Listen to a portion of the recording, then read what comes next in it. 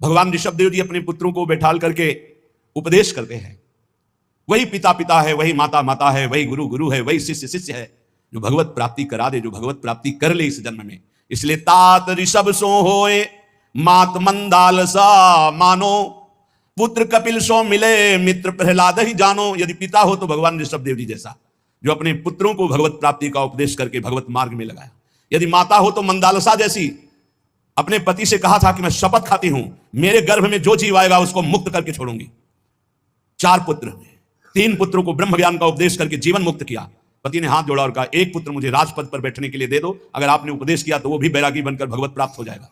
और उनका मैंने शपथ खाया कि मेरे गर्भ में जो भी जीव आएगा उसे भगवान की प्राप्ति कराऊंगी। तो उनका मेरा भी तो अधिकार है, यदि आप मां हो तो मैं पिता हूं, एक पुत्र मुझे दे दो। तो उनका ठीक है, मैं इस पुत्र को उपदेश नहीं करती हूं, पर मेरी भी शपथ की याद रखना, मैं उद्धार करके छोड़ूंगी, बोलूंगी नहीं। एक दिन बेटे को बुलाया और एक अंगूठी पहनाई और कहा, बेटा जब तुम्हारा मन खराब हो, ऐसा लगे कि संसार में कोई मेरा नहीं, तो इस अंगूठी में एक मैंने श्लोक लिख रखा है, उसको पढ़ लेना। यह श्लोक तुम्हारा परम कल्याण, हर समस्या का समाधान कर देगा। एक दिन राजकाज में जब राजा बन गए तो कई विपरीतताएं आती, तो सोचा ऐसी विपरीतताओं में शांति क्यों नहीं है? मैं इतना चक्रवर्ती राजा हूं, सब कुछ है, लेकिन मेरा मन क्यों अशांत है? मां ने कहा था अंगूठी खोल के देखा। जो ये अंगूठी खोला, उसमें तू परमात्मा का अंश, परमात्मा स्वरूप है। ये मोहिनी माया तेरे को प्रपंच में फंसा के नष्ट कर देगी। बेटा तो निरंतर अपने आत्म स्वरूप में स्थित हो जा, बस जीवन मुक्त महापुरुष। श्री भगवत ऋषि जी कह रहे हैं, अगर पिता हो तो ऋषभदेव जैसा 100 पुत्रों को भगवत प्राप्त महात्मा बनाने का उपदेश किया। माता हो तो मंदालसा जैसी, जो अपने पुत्रों को जीवन मुक्त परमहंस बना दिया। और पुत्र कपिल सो मिले, अगर पुत्र हो तो भगवान कपिल देव जी जैसा, जिन्होंने कर्दम ऋषि और देहूति जी को उपदेश करके परम पद में आरूढ़ कर दिया। और मित्र प्रहलाद ही जानो, अगर मित्र हो तो प्रहलाद जैसा, जो अपने मित्रों को भगवान नाम का उपदेश करके, भगवत भक्ति का उपदेश करके परम पद में आरूढ़ किया। भ्राता विदुर, भाई मिले तो विदुर जी जैसा, धृतराष्ट्र को परम पद प्राप्त करवाया। जिस समय महाराज चक्रवर्ती सम्राट पद पर युधिष्ठिर जी विराजमान हुए, भगवान की तरह सेवा करते थे धृतराष्ट्र और गांधारी की। विदुर जी आए और कहा, तुम्हें शर्म नहीं लगती इनके दिए हुए टुकड़े खाने में? उन्होंने तो बहुत कड़वा शब्द बोला, महाभारत में लिखा है, श्वान की भांति दिए हुए टुकड़े को खा रहे हो भ्राताश्री, तुम हमसे बड़े हो लेकिन हमारे कटु वचन तुम्हें उद्धार करेंगे। अब भी तुम्हें शर्म नहीं आ रही? जिनको मारने की कोशिश की बचपन से लेकर अभी तक, उन्हीं के टुकड़ों में तुम जी रहे हो, अभी तुम्हें वैराग्य नहीं शरीर और संसार से? तो उनका विदुर जी से कहा, भाई मैं क्या करूं, मेरी आंखें बाहरी अंधी तो हैं, अंदर ज्ञान की भी अंधी है, और वो गांधारी भी आंख में पट्टी बांधे, मैं कहां जाऊं, कौन मेरा है, चलो मेरे साथ। और जंगल में ले जाकर के ऐसा, क्योंकि साक्षात धर्मराज हैं, उपदेश किया परम धर्म का, दोनों के शरीर ज्ञानाग्नि में भस्म हो गए और परम पद को प्राप्त हुए। बोले भाई मिले तो विदुर जी जैसा, भ्राता विदुर दयालु जोशिता द्रुपद दुलारी, पत्नी मिले तो द्रौपदी जैसी, जो भगवान की परम आसक्त चित्त और 5 पांडवों को हर समय जहां विपत्ति पड़ी भगवान में आसक्त कर दिया।